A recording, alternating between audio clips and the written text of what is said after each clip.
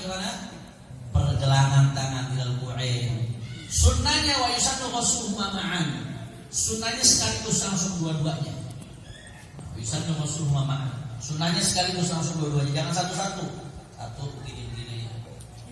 Dapat sunnahnya dapat, tapi yang lebih afdal mencuci tangan langsung dua-duanya secara sekaligus. Jadi sunnah dalam sunnah. Jadi cuci tangan itu sunnah. Ada cara cuci tangannya sunnah juga. Langsung sekaligus dua tangan. Jelas atau tidak? Sekaligus. Nah, kemudian ketika cuci tangan ada doanya lagi. Ada doanya lagi.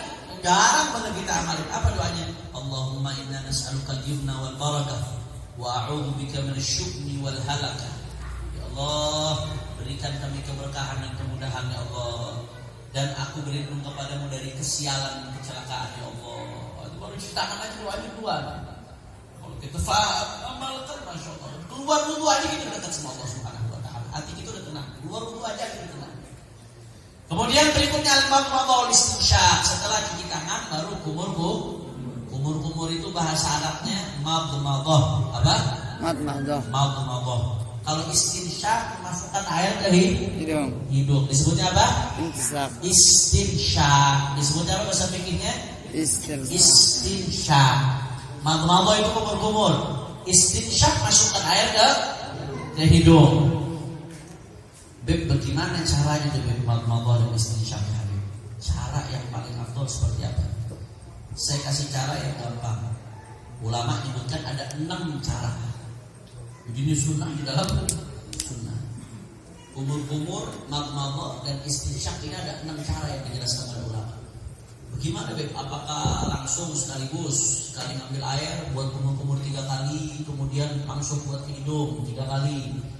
Atau bagaimana Beb? Atau sekali ngambil air sekali kumur, sekali ngambil air sekali kumur, sekali ngambil air sekali kumur, habis itu sekali ngambil air sekali istinsyaq, sekali ngambil air sekali istinsyaq, sekali ngambil. Atau bagaimana Beb? Atau sekali ngambil air kumur sekali, masukin ke hidung sekali langsung keluarin, habis itu kedua kali ulang seperti itu lagi, 3 kali seperti itu. Nah, ulama menyebutkan ada 6 cara. Di antara 6 cara yang paling afdal, perhatikan, yaitu yang disebut tariqatul wasl. Nyambung. Tariqatul wasl antara madmadah dan istinsyaq, nyambung antara kumur-kumur dengan masukin air ke hidung, wasl. Bagaimana caranya Beb? Ya, perhatikan baik-baik. Ya, dia sekali ngiduk air itu langsung dipakai buat kumur-kumur. Keluarin, masih ada air di sini, dipakai lagi buat istinsyaq. Jadi sekali ngiduk air langsung dipakai buat kumur-kumur sekali, buat istinsyaq sekali. Cidukan pertama begitu. Cidukan pertama kumur-kumur, keluarin, istinsyaq, dikeluarin. Cidukan kedua begitu lagi, kumur-kumur, keluarin, istinsyaq, keluarin.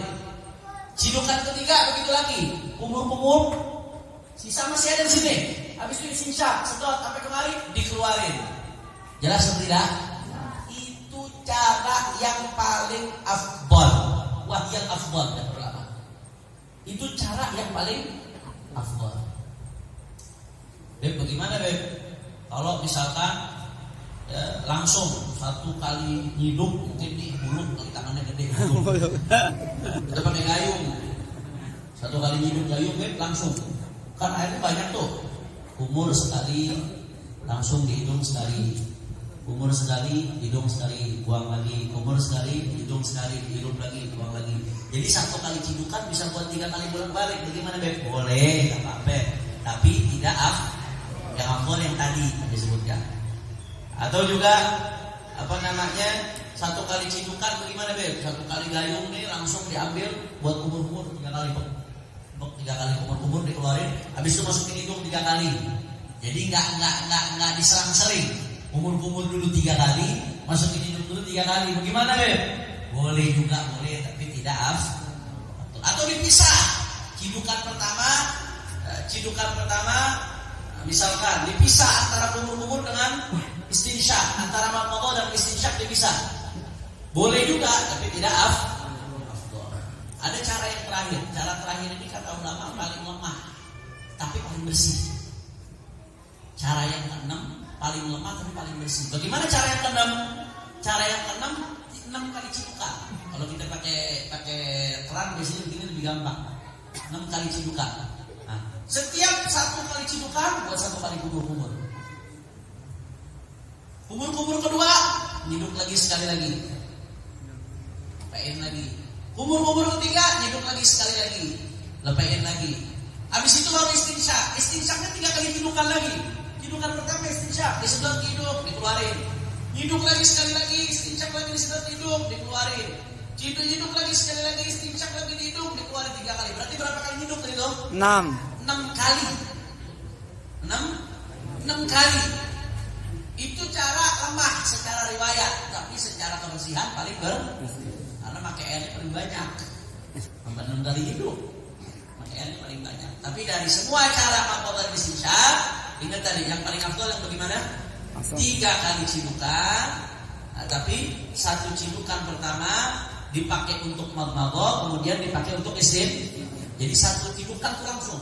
Jadi sekali hidup, pakai berkumur-kumur, masih ada sisa air, pakai buat istinsyak, dikeluarin. Cidukan kedua, begitu lagi. Cidukan ketiga, sama begitu lagi. Kira-kira jelas atau tidak? Yes. Paham? Nggak boleh catatan, jangan mimpi kan ini. Nggak boleh catatan, rugi keluar dari mana? La ilaha illallah. La ilaha illallah. Paham ya? Dan disunahkan masing-masing 3 kali. Nah, disunahkan ketika kumur-kumur mubalaghah. Selama tidak dalam keadaan puasa. Mubalaghah itu bagaimana, Beb? Kumur-kumurnya sampai kayak jadi benar-benar bersih mulutnya. Jadi bukan cuma di ujung-ujung mulut doang, tapi benar-benar sampai ke pong-pong mulut. Bisa tahu deh tuh. Mau pakai saya contohin lagi. Itu namanya mubalah. Itu hukumnya sunnah mubalaghah. Dari madmadah istinsyak. Kalau istinsyak mubalaghah itu disunatnya sampai ke atas sini. Sampai agak terasa biasanya sampai ke atas sini. Ada tulang di sini, air disedot sampai ke atas sini. Itu sunnah tuh. Biar hidungnya betul-betul bersih. Kecuali buat orang yang puasa. Buat orang yang puasa sunnah tetap kumur-kumur tapi nggak sampai mubalaghah. Kalau bagi yang puasa kumur-kumur itu di ujung-ujung aja. Nah, jangan memanfaatkan kesempatan dalam sekitar ini. Kadang-kadang bocah-bocah di bulan puasa minum air keran siang-siang tengah hari bolong. Habib tahu dari mana? Belakang gue pernah masih kecil. Bocah-bocah kadang-kadang. Nah, makruh mubalaghah bagi orang yang puasa hukumnya nggak bagus, kurang baik. Andai kata nggak sengaja ketelan batal, udah tahu makruh maka dilakuin. Ketika lagi puasa nih, mubalaghah tetap, udah tahu makruh, masih tetap mubalaghah ketika puasa. Nah, akhirnya apa yang terjadi? Gara-gara maksa ngotot mubalaghah, ketelan nggak sengaja ketelan batal, kata ulama. Karena ini sengaja ngelakuin yang makruh, udah tahu yang makruh masih dilakuin. Jelas atau tidak? Itu bagi yang puasa. Bagi yang tidak puasa sunnah mubalaghah. La ilaha illallah. Sampai sini jelas, paham? Nah, kemudian sunnah berikutnya. Nah, sekarang sunnah yang dilakukan ketika membasuh wajah. Tadi kan udah niat, kemudian pakai berbasmalah, ta'awudz, pakai siwak. Setelah itu apa lagi tadi? Cuci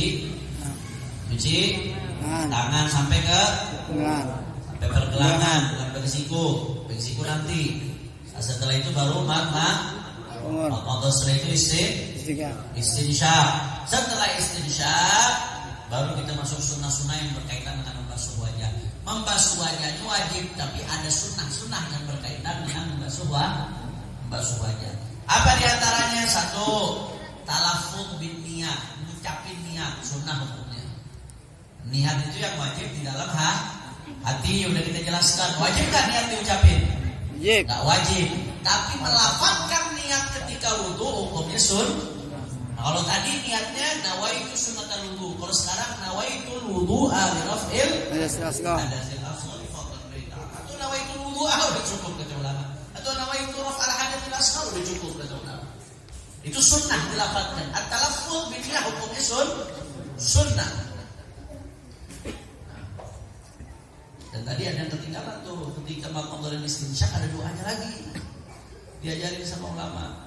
Apa doanya ketika maqamal? Allahumma inni ala tilawati kitabik, ya Allah. Indah banget. Ketika kita maqamal kubur diajarin sama ulama doanya apa? Allahumma inni ala tilawati kitabik, ya Allah. Bantu aku untuk bisa membaca kitab Al-Qur'an, ya Allah. Wa kathrati dzikri lak.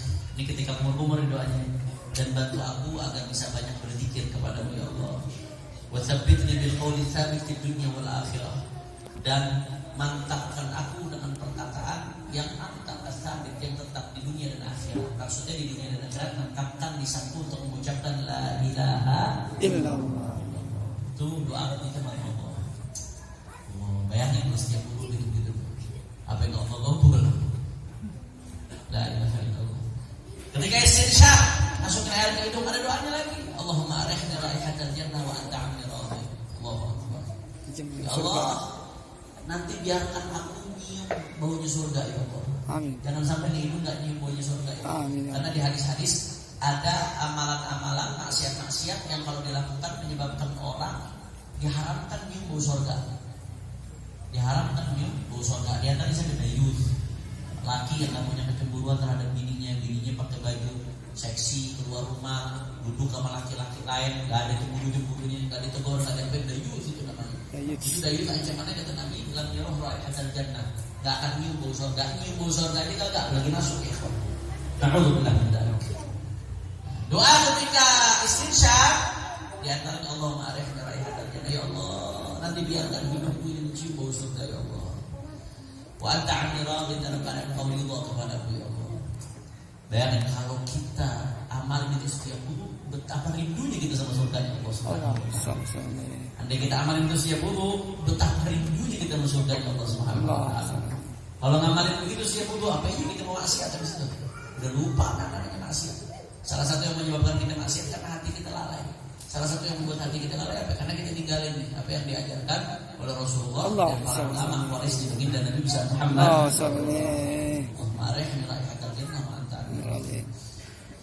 Ya, itu. Kemudian ketika membasuh wajah, tadi niat wudu, talafut, setelah itu baca doa. Doa ini kalau di kamar mandi jangan pakai diucapin ya. Doanya cukup dalam hati. Tapi kalau nggak di kamar mandi ya boleh aja silahkan. Beb susah banget, kayaknya panjang banget doa masing-masing ini. Kenapa susah? Karena belum biasa. Kalau udah biasa ini gampang. Udah terbiasa nggak ada yang gampang, nggak ada yang susah, gampang. Susah karena belum terbiasa. Kalau udah terbiasa jadi gampang. Anda mau nanya nih, ibu-ibu nih sembuh, bu, waktu awal-awal COVID disuruh pakai masker, susah nggak? Susah. Begitu udah pertengahan COVID, enak nggak pakai masker? Nggak enak. Tapi udah biasa nggak? Biasa, gampang. Bahkan sekarang ada keterusan ibu-ibu. Mana-mana bisa pakai masker aja. Kenapa jadi gampang? Karena terbiasa. Ini awal COVID nyesek pakai masker deh. Pertengahan COVID udah biasa. Sampai kita kalau kayak nggak pakai masker tuh kayak ada yang kurang rasanya. Gara-gara apa? Biasa. Terbiasa. Ini doa-doa panjang-panjang udah susah deh, doa panjang karena nggak biasa. Kalau udah biasa gampang jadinya. Jelas atau tidak? Jelas. Ketika basuh wajah, setelah talafut niat wudu, ketika basuh wajah, kemudian doa Allahumma bayyid wajhi bi nurika yawma tabyaddu wa la tusawwid wajhi bi dhulumatika yawma tusawwid wujuha a'daik. Allahu akbar. Ketika doa itu ya Allah sambil basuh muka, ya Allah bayyid wajhi bi nurika yawma tubayyidu wujuha a'daik. Ya Allah, putihkan wajahku nanti ya Allah dengan cahayamu ya Allah, di hari yang kau putihkan wajah para kekasihmu dan di yaumul kiamat. Berkat air wudu ini ya Allah, nanti hari kiamat terang menerangkan wajahku ya Allah, sebagaimana kau terang menerangkan wajahnya para wali-walimu ya Allah. Wala tusawwid wajhi, ya Allah jangan kau hitamkan wajahku dengan kegelapan.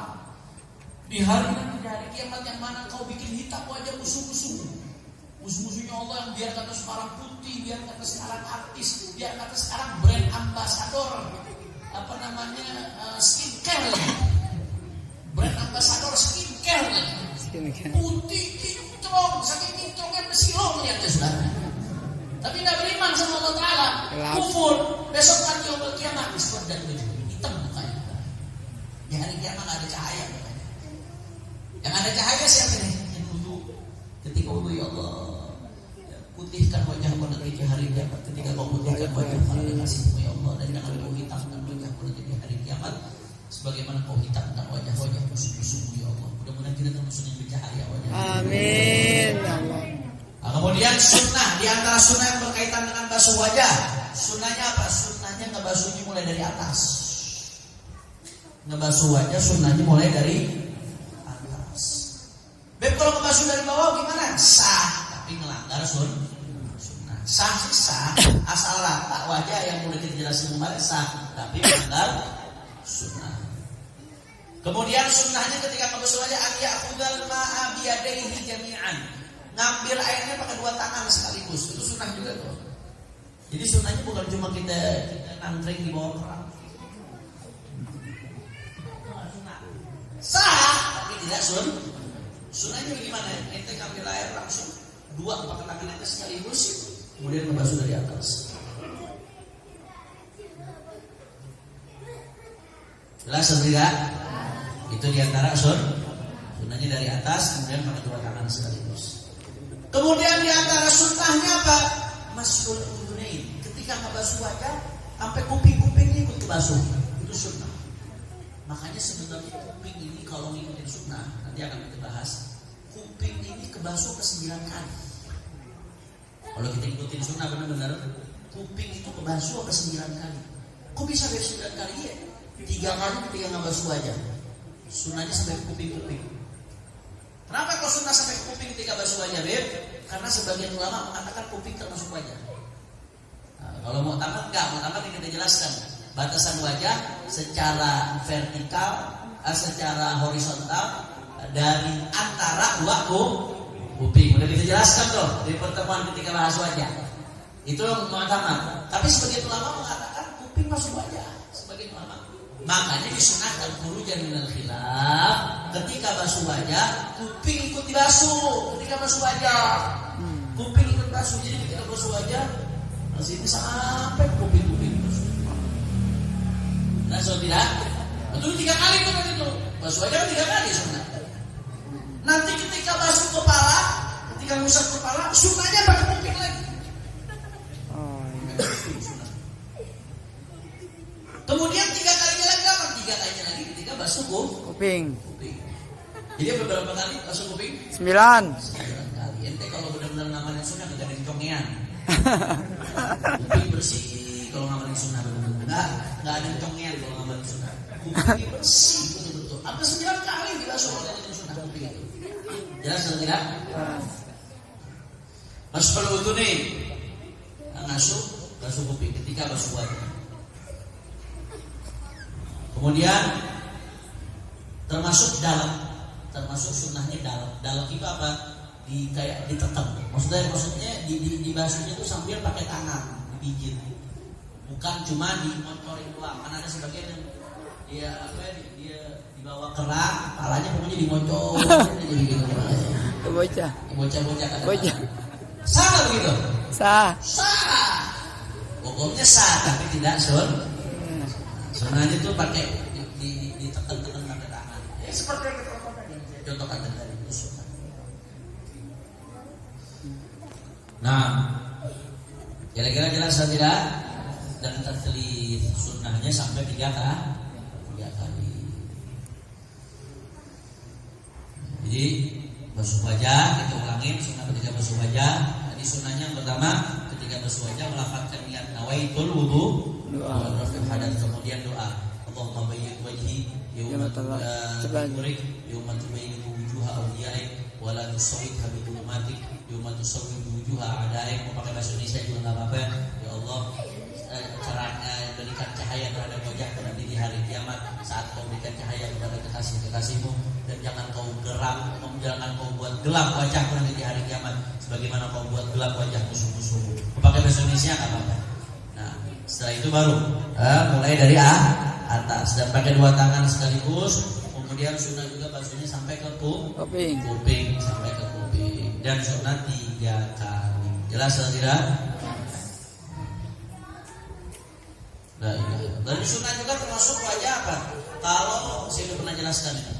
Kalau bewok yang tebal itu kan yang sekiranya nggak kelihatan cuma jadi sentuh kotuk warna kulit itu kan nggak wajib dimasuk ke dalam. Kalau bewok tipis wajib. Kalau bewok tebal tidak cukup di luarnya aja. Tapi tetap sunnah untuk tahlil leher kita. Bewok yang tebal sunnah tetap kita basuh supaya sampai ke dalam airnya.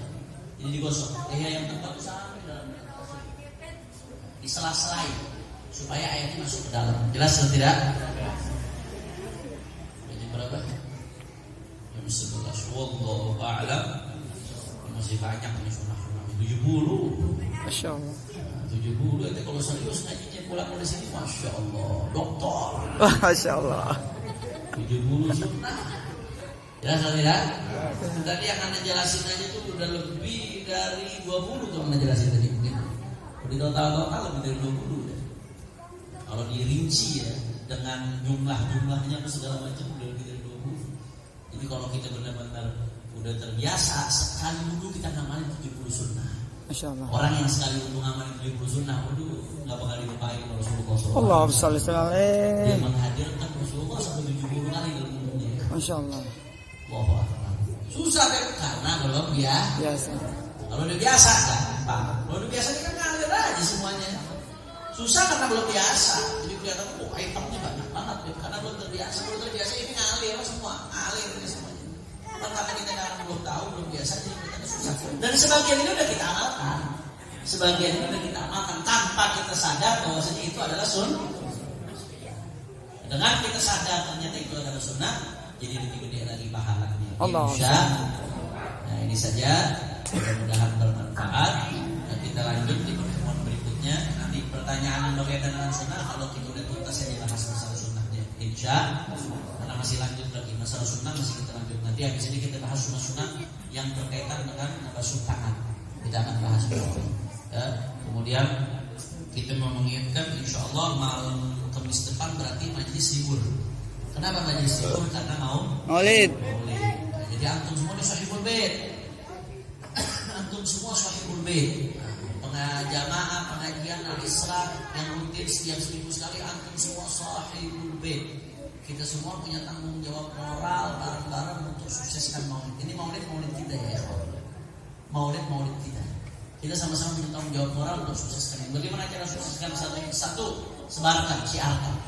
Sebarkan di mana-mana, sebarkan di medsos, sebarkan di WhatsApp, sebarkan di Facebook, sebarkan di Instagram, umumin di mana-mana. Yang dekat-dekat rumahnya ada musola, minta umumin. Yang dekat-dekat rumahnya ada masjid, minta umumin besok hari Jumat sebelum Jumatan, minta umumin undangan ke masjid-masjid, musola-musola.